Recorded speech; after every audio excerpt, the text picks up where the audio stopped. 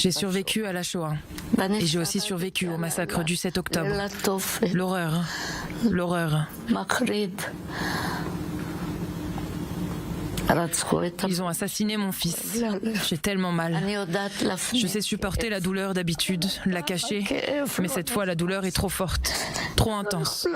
Je n'arrive pas à l'intérioriser, je me réveille la nuit et je revois les images. C'est monstrueux.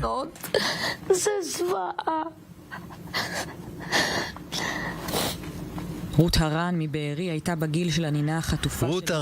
habitante du kibbutz Be'eri, avait l'âge de son arrière-petite-fille Yael, enlevée par les terroristes du Hamas lorsqu'elle est arrivée en Israël après la Shoah. Avec Yael, 6 autres membres de sa famille ont été enlevés.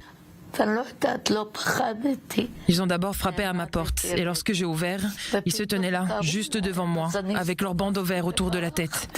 Ils faisaient vraiment très peur, mais je ne peux pas expliquer pourquoi moi, je n'ai pas eu peur. Je leur ai fait face et tout d'un coup, on les a appelés et j'en ai profité pour me sauver. Plus tard dans la nuit, quand nos soldats sont venus nous libérer, j'ai vu des bébés morts jetés sur les pelouses du kibbutz, des corps d'enfants de tous les côtés. Il y avait des morts partout. Dieu merci, j'ai déjà 88 ans et il ne me reste que peu de temps à vivre, car je n'oublierai jamais ces images de toute ma vie. Quelle horreur, quelle horreur. Depuis le samedi noir du 7 octobre, ils sont nombreux à qualifier ce massacre de Shoah. Certes, cela ne plaît pas à tout le monde, car certains pensent que la Shoah est unique et incomparable. D'autres, comme Ruth, parlent d'une seconde Shoah, car elle n'arrive pas à faire la différence entre les deux monstruosités qu'elle a vécues. Vraiment comme la Shoah. C'est une Shoah. Si on éventre une femme enceinte avec un couteau, ce n'est pas une Shoah. Ce n'est pas la Shoah. Si on décapite des bébés, ce n'est pas une Shoah, ce n'est pas la Shoah. Ce sont des bêtes, pas des humains.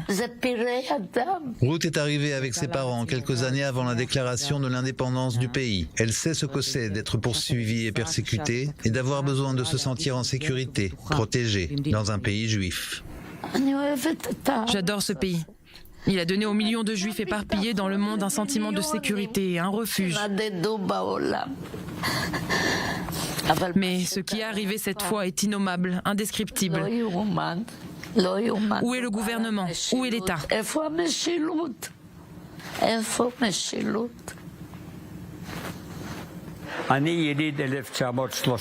Je suis né en 1935. Lors de la Shoah, j'avais l'âge de mon petit-fils qui est resté caché dans l'abri avec moi le 7 octobre.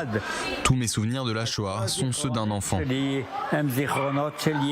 Chaim Ra'anan, habitant du kibbutz Be'eri, était ce samedi 7 au matin avec son fils, son petit-fils et son aide-soignant, enfermés pendant des heures dans l'abri. Son épouse Hana était chez son frère et ils sont restés cachés dans sa maison avec ses 2 petites filles et toute leur famille, en contact permanent sur WhatsApp grâce à leurs portables respectifs. Ils essayaient de savoir quand viendrait leur tour. Ils étaient tous dans l'abri et il fallait que les enfants pleurent, mais en silence. Il ne fallait pas faire de bruit, ni aller aux toilettes.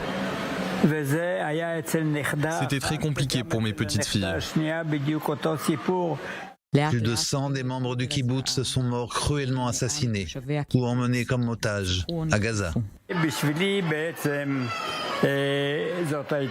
Pour moi, c'est une deuxième Shoah, c'est pareil.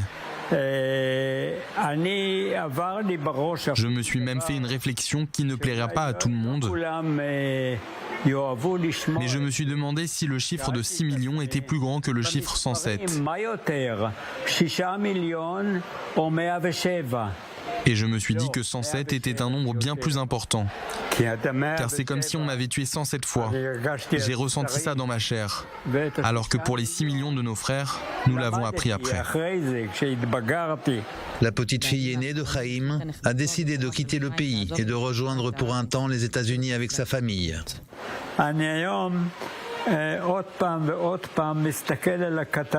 Je me repasse en boucle le reportage que l'on a fait sur ma petite fille, seulement pour entendre le passage où elle me dit « Saba, tu sais combien je t'aime. C'est tellement dur et triste. » Et je continue à pleurer.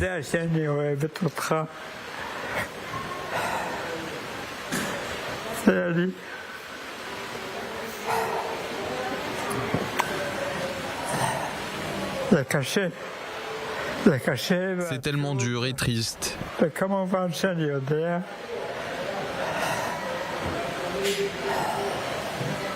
Et je continue à pleurer.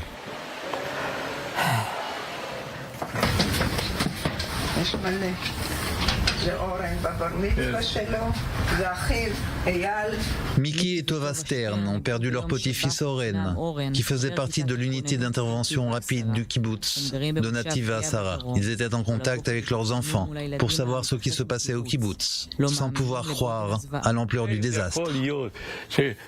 Comment se fait-il que les observatrices de l'armée donnent l'alerte et préviennent le quartier général que les terroristes se rapprochent et qu'on leur réponde que ce qu'elles disent est faux? Je suis tellement furieux que nous en soyons arrivés là. Miki n'a jamais raconté à ses enfants ou ses petits-enfants ce qu'il avait lui-même vécu lors de la Shoah. Mais pour lui, ce qui a eu lieu le matin du 7 octobre est incomparable. Pendant la Shoah, c'était tout le temps, heure après heure, jour après jour, semaine après semaine, mois après mois, pendant 5 ans. S'il y a bien une certitude ancrée au fin fond de chacun des survivants de la Shoah, c'est que jamais plus l'histoire avec un grand H ne pourra se répéter. Leolam lo od, disent-ils en hébreu.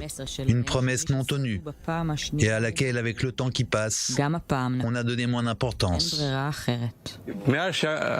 Depuis la nuit des temps, des empires sont tombés, des civilisations ont disparu. Et notre peuple, si petit, le peuple juif, c'est la seule chose que nous ayons. Et nous le perpétuons. Et ça, c'est incroyable. C'est incroyable.